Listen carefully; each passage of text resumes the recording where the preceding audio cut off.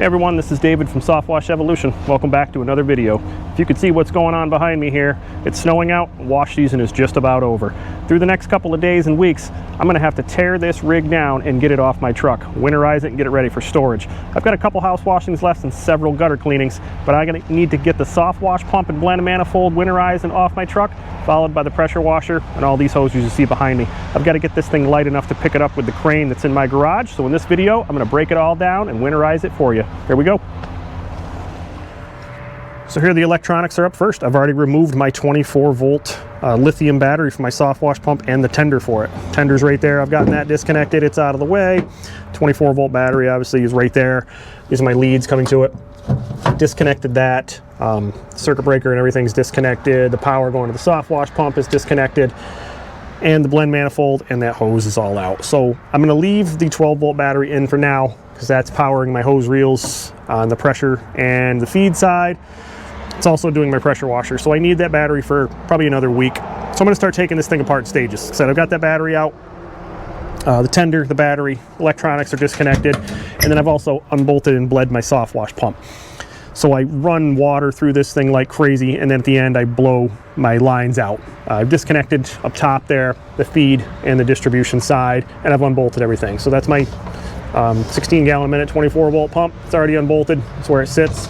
So I'm gonna take that thing down now. Big empty space there.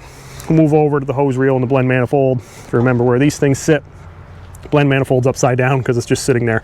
I've already unbolted it, disconnected every line. There's the wiring going to it that went to the 12 volt battery. It's actually 12 volt that powers the manifold. The 24 volt does just the pump. So I've disconnected the wiring. I've disconnected all my lines. You can see it going through there. The soap lines in the far left, water in the middle, bleach on the right. They're all disconnected. So that manifold's just sitting there. I just put it upside down because the wiring comes off the bottom. I didn't want to kink it. So it's just there for the sake of the video. That'll come off. Here's all the feed from the hose reel. This goes directly to the pump, and I've got my 200 feet of chem hose strung out across my yard here. So I run that, zigzag across the yard, put my pancake air compressor on the end, and just blow that line out completely all the way through. I want every drop of liquid out of there. That hose reel is extremely heavy with all that hose on it. I also leave it like that, so when I take this thing down, I've already unbolted it all. There's 4 bolts at the bottom of this thing through the skid. There's nothing left holding it. I can pick that up now. I'm gonna pick that thing up, set it on the ground, wind the hose back up, and that's going in the garage too. So we'll get that off of there. We'll see what the next step is going to be to make this skid lighter. So I've pulled those few things out of the way. Hose reel's gone, blend manifold's gone, soft wash pump is gone, 24 volt battery and the wiring is gone. You can see this skid is looking blank. I have to get it like that. So not only winterizing, getting all the hoses blown out, if you have access to a forklift or something, you could just, there's fork pockets in this thing. You could pick this right up with a tractor or forklift and get it right off your truck, put it away. I don't have that. I have a small gantry crane in my garage that I wheel out into my driveway, and I pick this thing off in my driveway, drive the truck out from under it, lower the skid down onto a couple of dollies, push it back into the garage. Again, things you have to do when you're by yourself. I don't own a tractor or forklift. I wouldn't have room for it if I did. So this is how I get the skid apart. It's November. I'm still gutter cleaning. I need my ladders. Still doing a couple of house washes. I need my pressure washer. I need my feed hose. I need my pressure hose. Still need a little bit of SH, so I need downstream. I don't need that soft wash pump anymore. I did my last roof last week, so I'm done with that stuff. That's out of there. I've just lost, I don't know how much weight total. But the reason is, that crane can pick up, it's a 1-ton crane. It'll pick up 2,000 pounds. The problem is everything in this, it's not exactly balanced in the truck. Those hoses have water in them all the time. The tanks, even though you get them vacuumed out really well when you're done, they could still have a gallon. That water, the fluid moves. You don't want to have this thing 6 feet in the air, at 800 to 900 pounds and have it drop, because I've almost done it before. They're speaking from experience. So it said this thing's about 850, 900 pounds, even when the tanks are empty. I don't like picking it up when it's that heavy. I want that thing down to about 500 pounds, even less. Lighter is better. So I'm losing, by the end of this week, when I'm done washing houses, I will lose both these hose reels, the electric ones, which these ones are even heavier with that big motor on there. I'm gonna lose my pressure reel.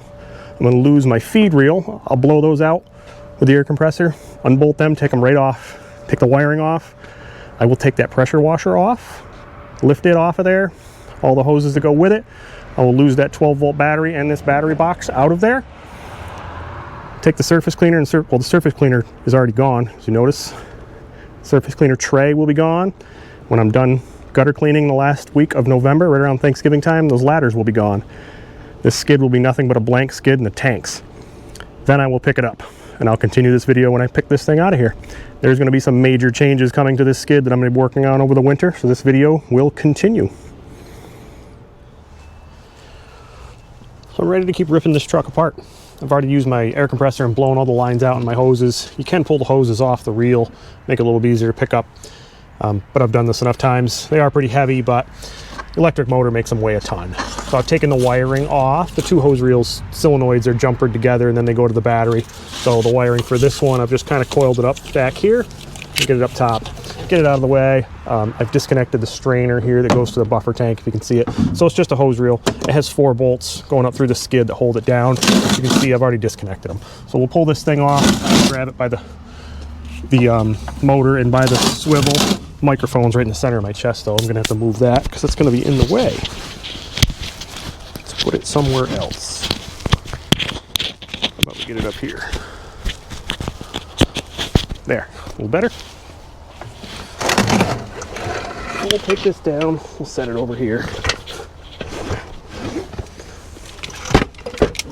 That one's down and out of the way. Same thing with the pressure reel. You can pull the hose off. The last job I did yesterday, my last house wash job, was in the mud. You can see I pulled this thing all through the mud. And I didn't clean it up yet, so I'm gonna have to pull it all off anyway. I'm just gonna pull the whole thing off, same way. This is the jumper hose that would go to the pressure washer. Disconnected that, put it up out of there. The wiring is actually right here. It came all the way to the battery. 2 solenoids jumper together, and then that goes to the battery. The battery's already out, so that's disconnected. 4 bolts holding the pressure reel, or the hose reel, are disconnected. So I'll get everything out of the way here. Make sure nothing's touching. All my tools are in the way. Go always. Same thing, grab the motor, grab the swivel. Try to make sure the hose doesn't hit you in the face on the way down because it's up over your head. Done this enough times, I should know that by now. There goes a washer or something just fell, but no big deal. So those are down. A lot more room. So now what I've got to do is get up top. I've got to get this the surface cleaner tray out of the way. So we'll jump up there, get the surface cleaner tray out of the way. I've got my stick pump there. I said I've already blown all the lines out, but I'm still going to pump those tanks dry. So we'll jump up, see where I remember where I put everything. It's always a problem. Set stuff down and you forget where you put it.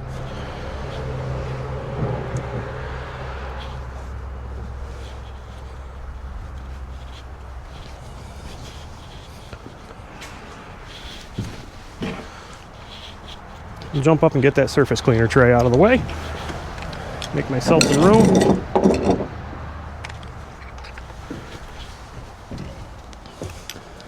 I've already taken I took the back 2 out already when I was back here messing with the hose reels, so jump up front, just get these out of here.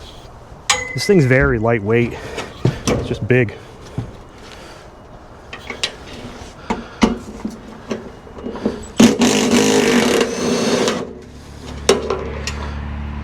Should be it in that one.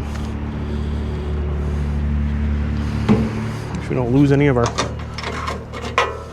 washers and lock nuts. Always use stainless steel, highest grade stainless steel you can find. Flat washers, lock washer and a lock nut. I know it's a little overkill, but put everything on there to keep it from falling off. You don't want this thing coming loose when you're going on the road, so. Always have an extension when you don't need it, and don't have it when you do need it.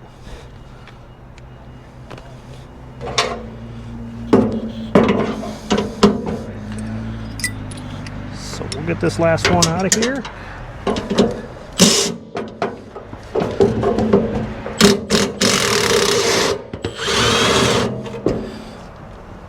And we'll be good to pick this surface cleaner tray up. Oh, I just dropped that one. Luckily, a flat washer, it landed right on the rail. So I'll be able to grab it. Close out of there. This whole thing's loose. Let's get down and pull it down from the ground.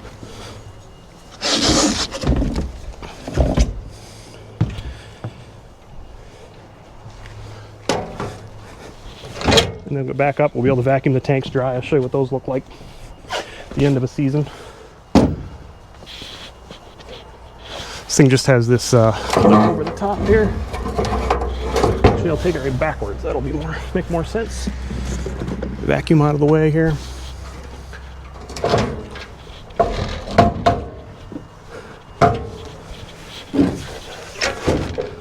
It's hanging up here. Oh, just the nut in the bottom of that one.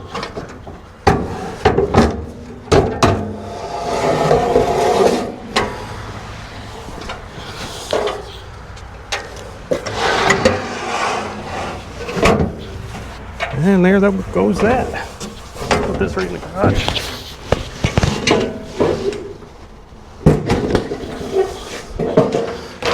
That's out of the way. Now we'll jump up and grab the camera here off its little stand. I've got my pump. Here's the tender. My ladders are just down there. I took them off just to make room. I still need the ladders. Still gutter cleaning. Battery tender was in that box. That's out of the way. Battery's out.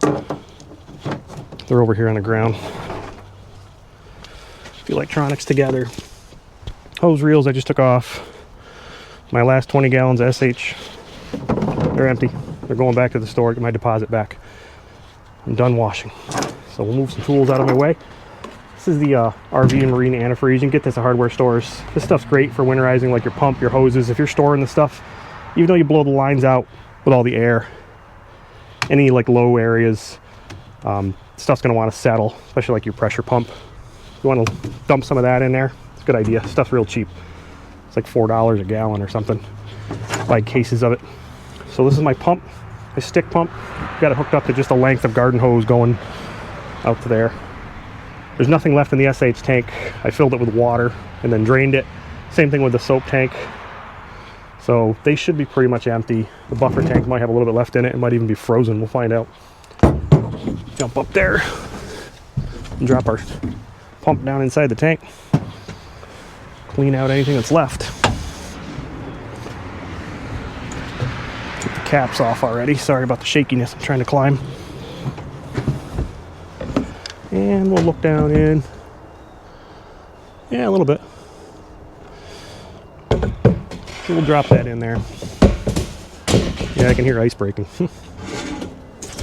And now we'll let it take the last little bit of water that's in that tank. Where's the switch? Front, there it goes. And it'll pump that water out. Soap tank's got a tiny bit in it. Bleach tank, not very much at all. So after that pump runs, oh, I got a kink in the hose I gotta go fix, but after that pump runs and takes that last little bit of water out, you can always take the shop vac too. I have that out here, and that'll get, just tipped it over when I jumped up here, but shop vac will take out every little bit of water. That's good for when I pick that skid up. I need that thing. Kinked again. That's why I don't use these cheap little garden hoses you get at Home Depot. They're great for your yard, but don't ever try to use them on your rig. Get the better ones. They don't do that. So we'll let that run, pump some water out of it. And I'll use the shop vac and I'll suck them completely dry. So that's what the skid is looking like now. I'll replace these bolts right back in the holes they came from, the hose reel, so I don't lose anything. Tanks will be dry. I'll get that battery box out of there. And the next step is to get that pressure washer off.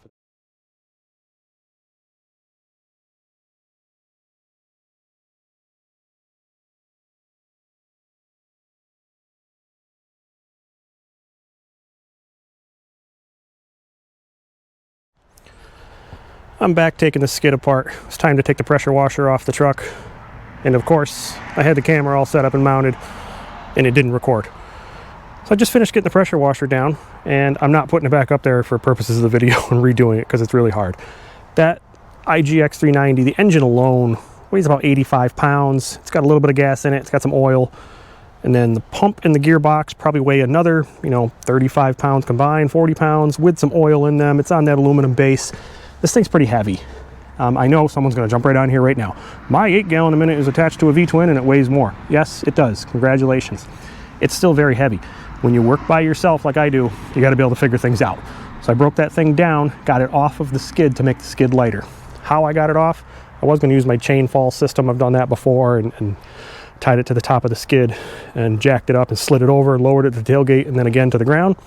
This time I just used my ladder. I turned my aluminum ladder into a slide. I ratchet strapped my ladder to my truck, one on the fly, one on the base, cinched it into the truck real good. I got it tied right to my hitch there. And then you could see the marks on the ladder. I slid that aluminum base of my pressure washer right down the ladder like a slide. It moved, you know, every rung, feet of the skid were digging into the rungs of the ladder, so it slowed it down for me. I got it to the bottom. I set it on my little furniture dolly there, little wooden dolly from Home Depot for moving furniture around. Now it's on the ground. It'll go in the garage, spend its winter inside, right next to the other one, which is right there. That's my spare, my other 5.5. It's a Kohler engine, but very similar. It's carbureted instead of EFI like this one is. But that's the last major piece. Last part of the video. I've got the crane out of the garage. You can see it's set up there. My gantry crane, my chain falls are out. I've got the truck backed in. The skid is as light as it's going to get. I'm ready to pull this thing out. This gantry crane, this is I think it's a 12-foot crane from Northern Tool, and I have the manual chain fall system. I don't have the electric motor on there. But this thing stays in my garage here all year. Stays up there tucked up by the front. It collapses down to about 8 feet high, so I can get it in and out of my garage door, and it just sits there. I only use it twice a year. It's a huge pain. But once again, like you said, I told you earlier, I don't have a forklift, I don't have a tractor, I don't have a way to get the skid on and off this truck. So this is how I do it. In the spring I put it on, in the fall I pull it back off. I'll keep the skid in the garage so I can do work on it throughout the winter season. Today, pull this thing out of here, this will be back to just a regular pickup truck. We're ready to pull this thing off. Truck's running. I've got the rigging all set up, as you can see, and the skid is hovering. I actually started pulling this truck out a little bit. It has to fit, the skid has to clear the fender wells, so I've got to basically inch it ahead a few inches at a time. But I've got it up high enough. My driveway's at kind of a slant, so you have to find just that right spot. I want the front a little bit higher to counter where the driveway is. Now, this is just my mechanical advantage chain fall system. Pull up, lower down, and I pull it from back here. Now I'm going to take my excess slack. This is going to be loud, I'm sure. Chain falling on aluminum, no, I can hold it. So we'll put that there. Even the weight of that chain being there is countering everything. We're just going to pull the truck out from under it and lower this thing down. So I'm just checking my rigging one last time, make sure nothing has moved, which it really can't, but never say that because I've almost dropped this thing before. So let's get in, pull the truck out.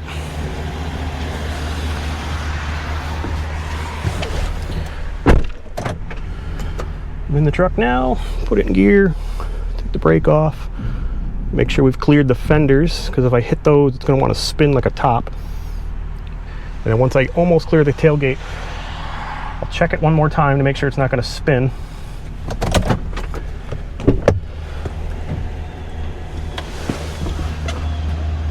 Looks like we're good, because it's hovering pretty well here. It's not going to catch the tailgate at all. Looks good.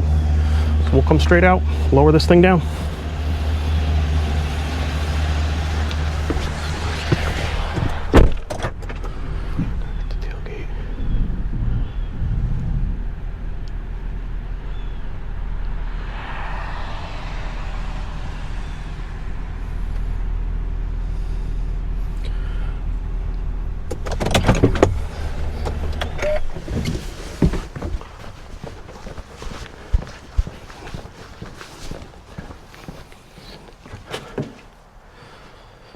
And that's it. She's hovering.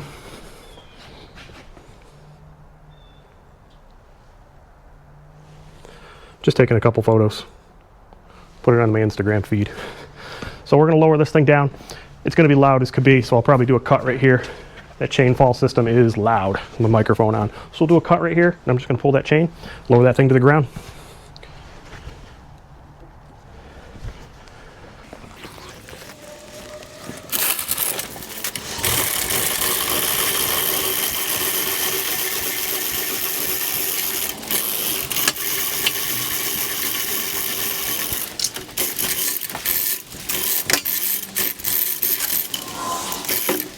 And we're done. The skid's on the ground. Only thing I got to do is get my floor jack out here, pick it up, set it on some dollies. I usually put the floor jack under the front here and put a couple dollies in the back, and I roll the thing right into the garage. The crane will get broken back down to its 8-foot level, slid back into the garage also. It'll stay up there in the front. The skid will stay right there in the center so I can work on it. I do take the casters off. If you notice, this is just a 1-ton crane from Northern Tool. It's the only thing I use it for. I take the wheels off because the wheels move. So I put a couple pieces of plywood down there, and I got a 2x6 to level it on each side. So my driveway is slanted a little bit down. So that's how I picked this thing up myself. My rigging is literally a pressure treated 4x4 and some 1-ton straps. But I've got the skid very light. There's not much to this thing. I mean, you can see with no water in it, nothing on it, I can rock it by hand. And that's the back of the truck. See a lot of coffee cup lids, and I throw my gloves back here a lot. So I'll clean that out. That truck is nothing more than a pickup now. I'll use it to haul around my painting gear and work inside all winter. Tomorrow's Thanksgiving, so I'll put this video out probably next week. And hope you enjoyed the holiday. When you see this video, that's all I got for breaking down the wash skid, winterizing it. So if you're doing this by yourself, if you've got a skid or something like that, and they tell you need to go buy a forklift or rent one or anything like that, get one of these cranes or come on over here, I'll show you how to use it. Until next time, make sure you like and subscribe. Thanks.